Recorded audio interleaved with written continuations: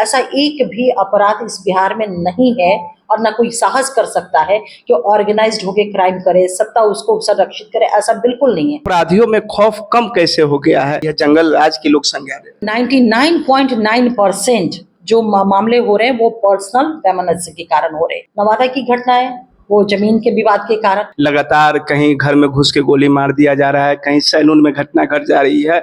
राजनीतिक पार्टी के कार्यकर्ताओं और नेताओं के ऊपर भी हमले हुए हैं, भाजपा नेताओं के ऊपर हुआ है। तो इतना अपराधियों में खौफ कम कैसे हो गया है? इधर घटनाएं लगातार बढ़ रही है, जंगल राज की लोग संज्ञा दे रहे हैं। देखिए, आप जब घटना, इन्वेस्टिगेशन और एक्यूज्ड और विक्टिम को जब आप कोरिलेट करेंगे तो आपको दिखेगा कि 99.9% जो मामले हो रहे हैं वो पर्सनल वैमनस्य के कारण हो रहे हैं। कहीं ना कहीं उसके पीछे जमीन का विवाद है, कहीं ना कहीं वो आपसी रंजिश है। जितनी भी घटनाएं हैं, नवादा की घटना है, वो जमीन के विवाद के कारण, और भी जितनी भी घटनाएं, उद्भेदन हुआ, हमारी पुलिस ने इन्वेस्टिगेशन कर करके उद्भेदन किया।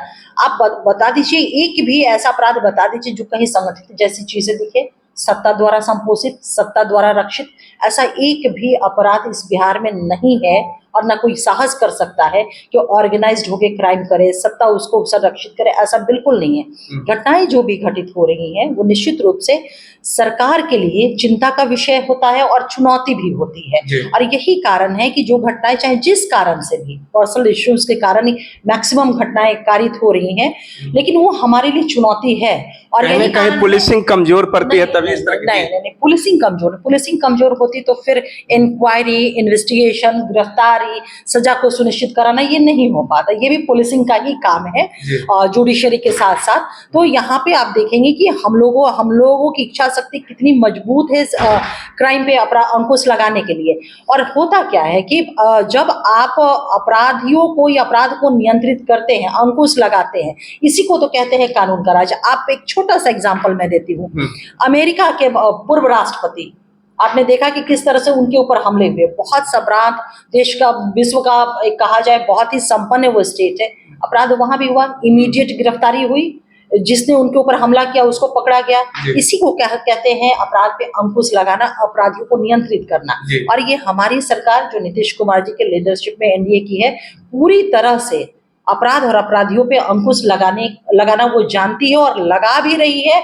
और तभी हम कहते हैं कि बिहार में कानून का राज है, जहां किसी तरह का भय नहीं है। चाहे आप रात के 11 बजे, 12 बजे, 1 बजे, जब आपको जरूरत है, आप बिना किसी डर के, मैं आपसे पूछती हूँ, आप भी बिहार में रहते, क्या आपको डर लगता है 11 बजे घर पहुंचने में? नहीं लगता है। आप जाते हैं अपने काम को करके, 11 बजे 10 बजे जाते हैं। ये वो दौर नहीं है 2005 के पहले का, जब हम लोग स्टेशन पे उतरते थे 1 बजे रात में, तो सुबह की अजान की, यानी कि जब पॉप फटता है ना, उसका इंतजार करना होता था। किसकी हिम्मत नहीं होती थी कि प्लेटफॉर्म से बाहर आ जाए, किसी भी व्यक्ति की हिम्मत नहीं होती थी, हटा दीजिए महिला, पुरुष वर्ग का हिम्मत नहीं था कि 5-6 बजे के बाद वो घर से बाहर। कोशिश होती थी कि 5-6 बजते बजते हम घर के अंदर अपने चले जाए। आप जिला में जो हमारा चौक, जिसको क्या चट्टी कहते हैं, बाजार हाट कहते हैं, 4-5 बजते बजते वो सारे, उस टाइम हम लोग का शांत हो जाता था और दिखाई देता था। और ये चीजें बदली है, इसको लेके सरकार ने कई बार आपको वोट देकर सरकार भी बनवाया और जनता उसको लेके है सो आपको दे रही।